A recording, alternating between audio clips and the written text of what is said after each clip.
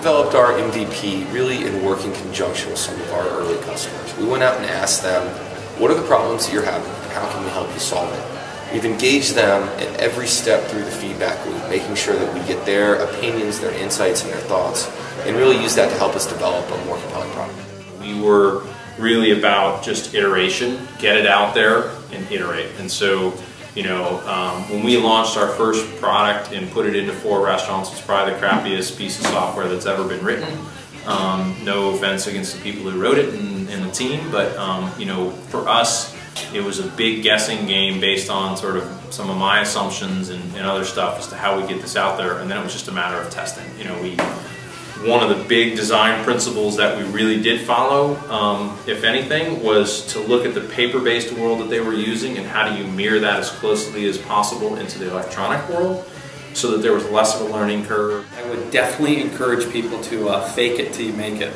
So, you know, build a fake product, go out, see how people react, see if they're interested in it before you build a full-scale working model. There's huge advantages to that. You can basically learn everything about your product without actually building the product.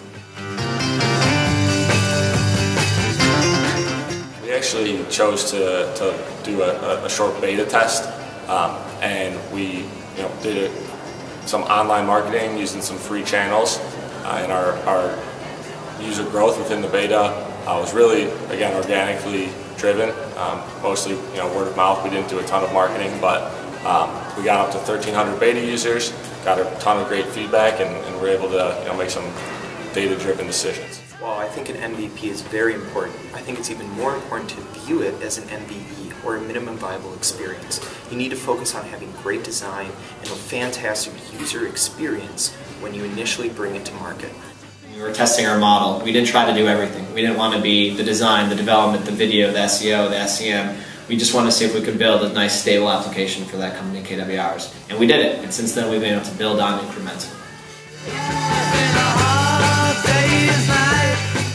We built that in 45 days. And there were 26 versions over those 45 days. So in terms of kind of minimum viable product, I think it's first important to think about viable. So like, what does it actually have to do in order for you to test it?